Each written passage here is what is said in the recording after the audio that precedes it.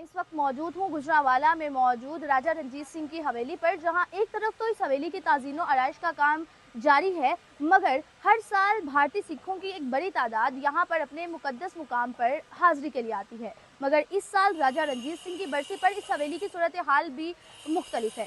हालिया पाक भारत कशीदगी के बाद पाकिस्तान की जानिब से ये कहा गया कि वो भारतीय सिखों को खुशामदीद कहने के लिए तैयार है, मगर आखिर इस जगह पर सूरत हाल क्या है, आइए जानते हैं।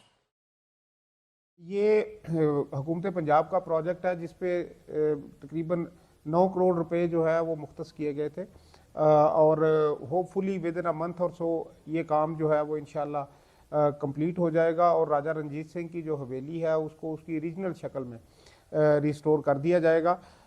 मैं समझता हूँ कि ये एक ऐसा इकदाम है कि जिसके ज़रिए पाकिस्तान का एक सॉफ्ट इमेज पूरी दुनिया के सामने जाएगा और एक मैसेज जाएगा कि पाकिस्तान में मौजूद जो अक़लियतें हैं वो महफूज भी हैं, उनकी इबादत गाहें जो हैं वो भी महफूज है और उनकी हिस्ट्री से रिलेटेड जितने भी इम्पोर्टेंट मकामात हैं उनको ना सिर्फ महफूज रखा जा रहा है बल्कि उनको उनकी ओरिजिनल सूरत में रिस्टोर भी किया जा रहा है।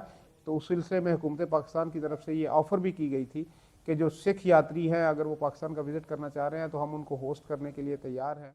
पहले हर साल सिख यात्री बहुत तादाद में भारत से आते थे और इस दफ़ा हालिया जंग की वजह से सिख यात्री नहीं है, तकरीबन हमें 1 साल हो गया है।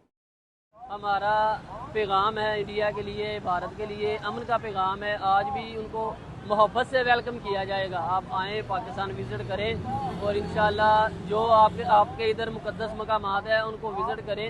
इंशाल्लाह आपको मोहब्बत से ही वेलकम किया जाएगा।